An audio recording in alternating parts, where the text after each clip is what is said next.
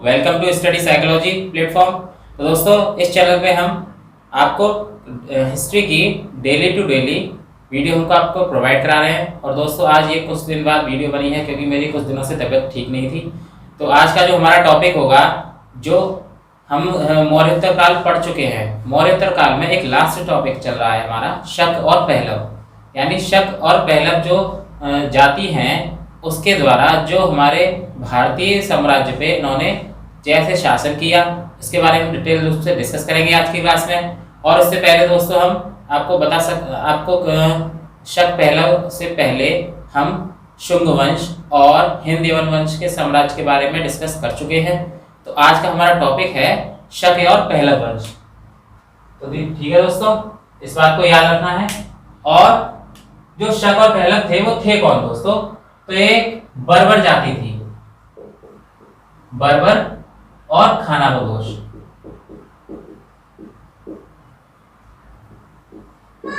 खानाबदोश जो शक जाति थी वो कैसी थी? बर्बर और खानाबदोश थी। इसका मतलब क्या है कि ये जो जातियां थी वो बिल्कुल पूर्ण रूप से अपने भोजन के लिए जंगली जीवों के मांस वगैरह पर निर्भर थी।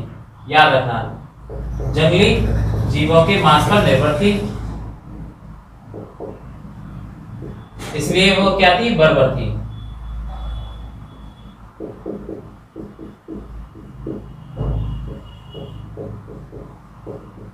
अब बात करते हैं ये निवासी कहाँ के थे। तो ये निवासी थे हमारा एक मध्य एशिया में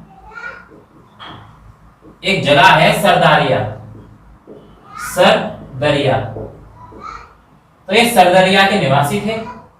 सरदरिया की एक जाति थी जो बिल्कुल रूप से बर्बर और खानाबदोश थी। खानाबदोश से मतलब आज इन्होंने यहाँ पर कोई डेरा जमा लिया, कुछ दिनों तक वहां पर रहे और उनका जैसे भी खाना खत्म हो गया किसी प्रकार से भोजन, और फिर इन्होंने दूसरी जगह रहने का स्थान बना लिया।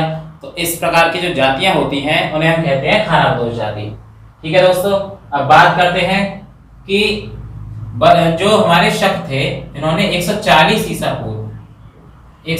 ईसा पूर्व में बैक्ट्रिया पर अपना अधिकार कर लिया था। बैक्ट्रिया पर, पार्थिया पर, ये क्षेत्रों के नाम हैं। बैक्ट्रिया आपने सुना होगा, बैक्ट्रिया, पार्थिया, इन चीनों पर अधिकार कर लिया था। फिर क्या हुआ? धीरे धीरे ये हमारे पश्चिमी भारत में घुस आए। और पश्चिमी भारत में कहां से? पंजाब से। दोस्तों, जैसे कि आपको पता होगा, जैसे हमारा ये भारत देश है, भारत देश, ये भारत देश है, तो ज्यादातर जो जातियां थी, ज्यादातर जो लोग आए थे विदेशी, वो सारे इसी दिशा से आए थे। क्योंकि इस दिशा में क्या है? समुद्र है तीनों तरफ, और उस समय कोई पानी के जहाज वगैरह थे नहीं, कोई सुविधाएं थी नहीं। और इधर से क्या था? हिमालय पर्वत था, तो इस प्रकार से वो इधर से नहीं आ सकते थे, इसको पार करना काफी कठिन था उस समय। तो इस प्रकार से ये लोग इधर से आते थे पश्चिमी क्षेत्र से, और फिर सबसे पहले क्या पड़ता था? पंजाब, राजस्थान, यहाँ पर इस प्रकार से। और धीरे धीरे वो उत्तर भारत में अपना डेरा जमाने लगते थे। उत्तर भारत में ही क्यों दोस्तों? क्योंकि उत्तर भारत हमारा एक ऐसा क्षेत्र है जहां पर किसी भी प्रकार के संसाधनों की कोई भी कमी नहीं है। चाहे वो भोजन से मतलब हो, चाहे वो कच्चे माल से या व्यापार के लिए हो, तो सबसे अच्छा हमारा जो भारत है वो उत्तर भारत का है आज भी। तो इसलिए सारे लोग, जितने भी विदेशी आए, वो सारे यही निवास किए। तो बात करते हैं पंजाब से होते हुए धीरे धीरे उन्होंने तक्षशिला, मथुरा, इन क्षेत्रों को अपने अधीन ले लिया, इस बात को याद रखना है। और महाराष्ट्र, धीरे धीरे वो दक्षिण की ओर भी बढ़े, और उज्जैनी, इन सभी क्षेत्रों पर शकों ने अपना अधिकार जमा लिया। ठीक है दोस्तों, इस बात को याद रखना। अब मैं रफ कर दे रहा हूं इसको।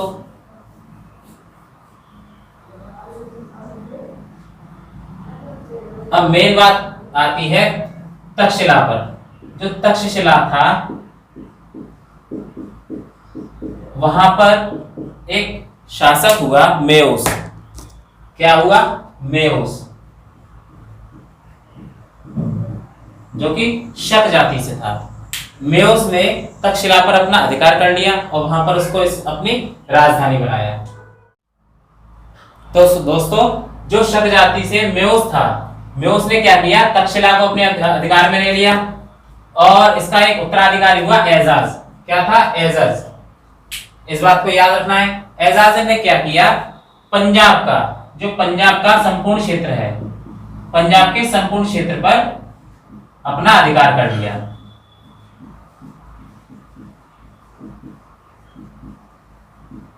पंजाब के संपूर्ण क्षेत्र पर एजाज ने अपना अधिकार कर लिया, जो कि मेयोस का उत्तराधिकारी था। इसके बाद बात करते हैं,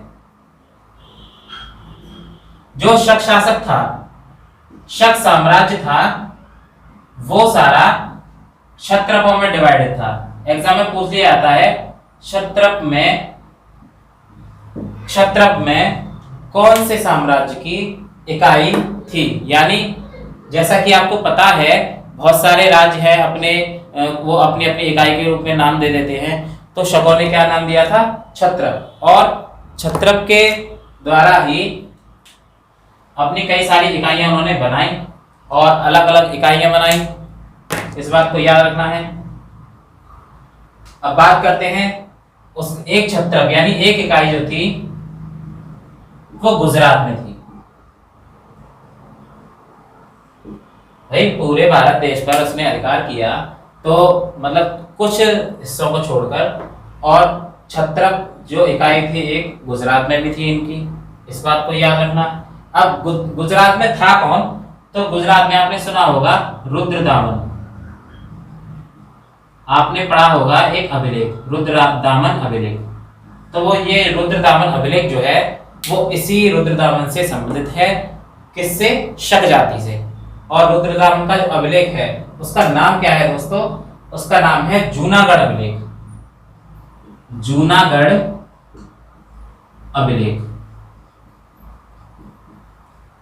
एग्जाम में कई बार आ चुका है। जूनागढ़ अभिलेख जो है वो किस प्रकार का है, किस लिपि में है? तो यह संस्कृत लिपि में है, पूर्ण रूप से संस्कृत लिपि में। इस बात को भी याद रखना है, संस्कृत लिपि में है जूनागढ़ अभिलेख। और इसमें क्या है बेसिकली? इसमें जो झील है, सुदर्शन झील, सुदर्शन झील, इसका पुनरुद्धार के रूप में वर्णन किया है। यानी सुदर्शन झील की मरम्मत वगैरह कराई गई। तो वो किस में देखने को मिलता है हमें? जूनागढ़ अभिलेख में। किससे संबंधित है?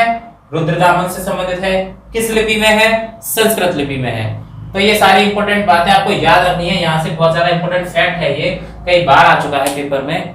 इसके बाद बात करते हैं कुछ और इंपॉर्टेंट फैक्ट्स की। मैं इसको रफ कर दे रहा हूं।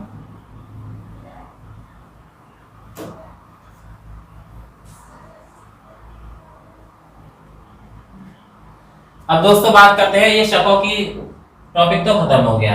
अब आती है पहलव। यानी पहलव जो जाति थी वो किस प्रकार की थी? तो पहलव भी उसी प्रकार की थी, जब बर्बर जाति एक तरह से। अब पहलव से क्या इंपॉर्टेंट देखने को मिलता है कि इसका जो मुख्य शासक था, मुख्य शासक, पहलव का मुख्य शासक है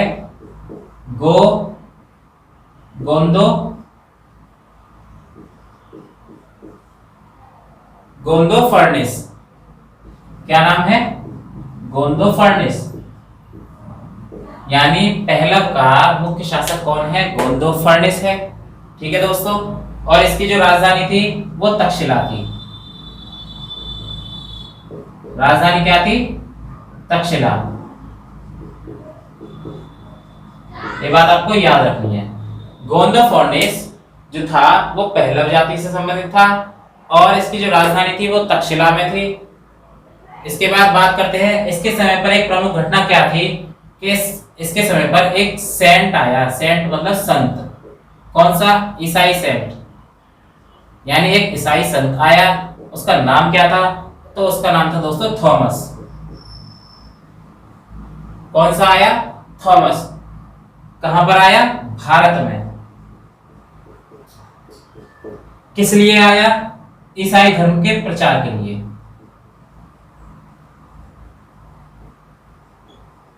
यानी एग्जाम में आता है क्वेश्चन, कौन जो शक पहलव था, जो पहलव शासक था गोंदोफोर्निस, उसके समय पर कौन सा संत आया? तो ईसाई संत आया, उसका नाम है थॉमस। किस लिए आया था? ईसाई धर्म के प्रचार के लिए। तो इस बात को आपको याद रखना है। इसके बाद बात करते हैं, बस यहां पर एक यही इंपॉर्टेंट फैक्ट था दोस्तों। और धीरे धीरे क्या हुआ, इसके बाद कुषाण शासकों ने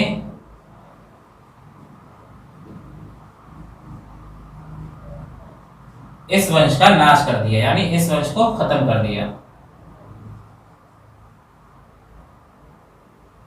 इस वंश को क्या कर दिया? समाप्त। ध्यान रखना, केवल पहला मैं एक ही मुख्य जो है वो टॉपिक है, मतलब टॉपिक तो नहीं, नाम है गोविंद फर्निस। उसकी राजधानी तक्षशिला थी। इसके समय पर थॉमस भारत में आया ईसाई धर्म के प्रचार के लिए, और इसके बाद कुषाण शासकों ने इस वंश को समाप्त कर दिया। ठीक है दोस्तों। और ये जो कुषाण शासक थे वो याद रखना यूची कबीले से हैं। कई बार आ चुका है पेपर में कि कुषाण जो शासक थे वो किस कबीले से संबंध रखते हैं? तो यूची कबीले से संबंध रखते हैं। तो इतना आपको बस याद करना है दोस्तों। मैं जो भी आपके लिए वीडियो लेकर आता हूं वो सारी एनसीईआरटी बेस्ड होती हैं, और मैं केवल वही टॉपिक उठाता हूं और उस टॉपिक में से वही इंपॉर्टेंट फैक्ट्स बताता हूं जो आपके एग्जाम के पॉइंट ऑफ व्यू से काफी इंपॉर्टेंट है। मैं फालतू कोई भी मतलब डिस्कशन नहीं करता हूं। तो आपको वीडियो पसंद आई हो तो इसे ज्यादा से ज्यादा लाइक जरूर करें दोस्तों, और चैनल को सब्सक्राइब करें, और अपने दोस्तों के साथ या एक स्टडी ग्रुप में जरूर शेयर करें। Thank you.